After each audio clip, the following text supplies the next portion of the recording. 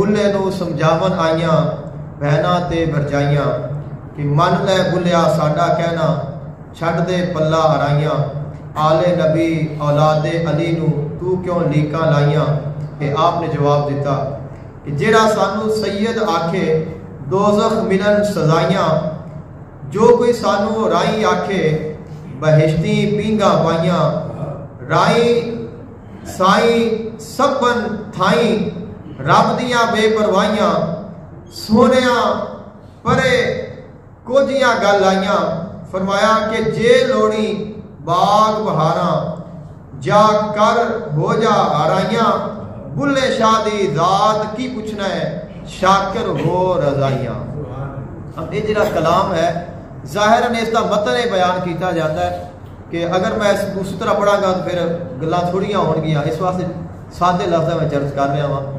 तो इहदा मतन अमूमन ये बयान किया जाता है कि शायद जिस वक्त आप जाके मुरीद होए ने तो आप दियां भैनां ते भरजाइयां ते रिश्तेदारियां उन्होंने वेख्या कि जैसे सैयदा ये हराई है जाके मुरीद हो गए ने तो इन्हां में नहीं करना चाहिए। हकीकत ये नहीं है, हकीकत ये बिल्कुल भी नहीं है।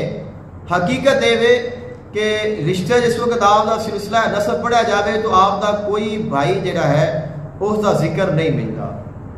जितनी किताबों में मैं आपकी सीरत पढ़ी है सिर्फ अकेले ही आप भाई ने, आपका कोई दूसरा भाई नहीं है।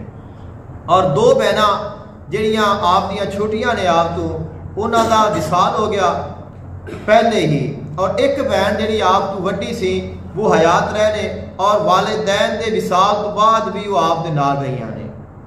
तो अगर वो भैनां भरजाइयां तो गिनीए तो भैनां भी दो विसाल कर गई, एक बहन रह गई तो भरजाइयां भाई नहीं तो भरजाइयां कित्थों आ गई। हकीकत यह है कि इंसान दे विच जो गुरूर आता है, तकब्बुर आता है, फखर आता है, खुदी आती है, तो उस वक्त वो जरा इंसान का तकब्बुर या बढ़ाई या फखर या इंसान या जो दूसरिया इंसान या ख्वाहिशात नफसानी ने वो इंसान को मजबूर कर दिया ने और उसको कह दिया ने कि तू इस पास ना जा। कि जो आप दिल च ख्याल आया सी कि मैं सैयद हाँ वो हराई है तो मेरा उन्हों का मुरीद होना कोई मुश्किल काम नहीं है और उन्होंने वास्ते साथ होएगा कि मैं उन्हों का मुरीद बन जावांगा। तो ये वो ख्वाहिशात ने जड़ियाँ आपके ज़हन में उठियाँ और आपने उन्हों का रद्द किया और आपने फरमाया एंड ते कि बुल्ले शाह दी जात की पूछना है शाकिर हो रजाइयाँ। कि असल जो इंसान दी जात है पहचान है वो है कि वो अपने मालक दी रजा से राजी हो जाए। कि दाता मोहतरम ने फरमाया सी कि तुसा जाके उन्हों का मुरीद हो जाओ, हालांकि आप खुद सैयद ने, अब जेडे बुजुर्ग आके मिल रहे ने वो भी अजीम सैयद ने, फैज भी अता कर रहे ने, लेकिन फिर फरमा रहे ने खुद मुरीद नहीं कर रहे बल्कि कह रहे हैं कि तुसी उन्हों के कोल जाओ। तो हकीकत ऐसी आपने फरमाया कि मालक दी रजा है, अगर उसनू मन लिया तो तू बन गया, अगर अपने मालक दी गल नू ना मन्या तो चाहे तेरा सिलसिला सब कोई भी है, तेरा खानदान कोई भी है, तेरा इल्मी मकाम कितना भी है तो कदे कामयाब नहीं हो सकता। तो इस दे विच ये पैगाम है जिहड़ा बाबा बुल्ले शाह रहमतुल्लाह अलैह आपने इस कलाम में दिता है कि बुल्ले नू समझावन आईयां भैनां ते भरजाइयां। इहदी हकीकत ये मगर ना दूसरी जो हकीकत सा सुनते रहने वो नहीं है।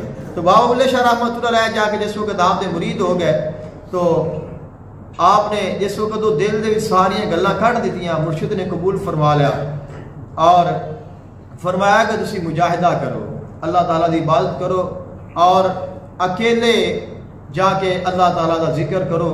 और आपने की वसीयत फरमाई, फरमाया कि अपने नफ्स नू आदी बनाओ। किस चीज़ का?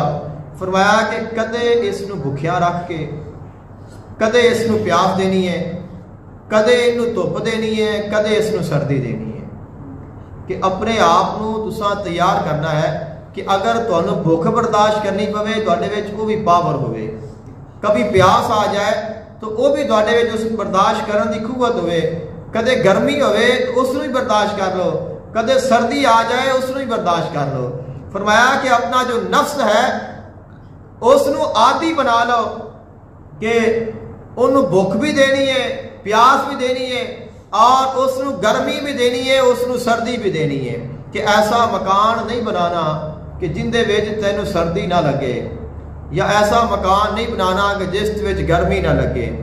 और इतना माल इकट्ठा नहीं करना कि तेनों कदे भुख ही ना लगे, और ऐसी सहूलियात नहीं इकट्ठियां कर लैनियां कि कदे तेनों प्यास का एहसास ही ना आवे कि प्यास की चीज़ है। तो ये चीज़ां जिहड़ियां मिल जानियां ने, ये भी एक आता है। अगर इंसान को भुख लगे तो एहसास होता है कि भुख की शय है। कहते हैं कि इंसान को खुद भुख होवे तो दूसरे ने कहता है कि यार खाना खा ले, अगर खुद को प्यास होवे तो कहता है कि यार तू पानी पीना है। तो अगर इंसान खुद रजिया होवे तो कदे किसी को सुलह नहीं मारता कि आ यार रोटी खा ले। तो ये हकीकत है कि भुख का उदों पता लगता है जो इंसान को खुद लगती है। प्यास का एहसास उदों होएगा जो तुहानू खुद लगेगी, और तुहानू गर्मी की शिद्दत का उदों एहसास होएगा जो तुहाडे जिस्म से खुद गर्मी पवेगी, और सर्दी का भी उदों एहसास होएगा कि जो तुहानू खुद सर्दी लगेगी। अगर सर्दी लगी नहीं, गर्मी लगी नहीं, भुख आई नहीं, प्यास वेखी नहीं, तो इन्हां चीज़ों का एहसास नहीं होएगा उस दी निस्बत कि जिसने सारियां चीज़ां वेखियां ने। इस वास्ते मुर्शिद ने फरमाया कि अपने नफ्स नू इन्हां चीज़ों का आदी बनाना है।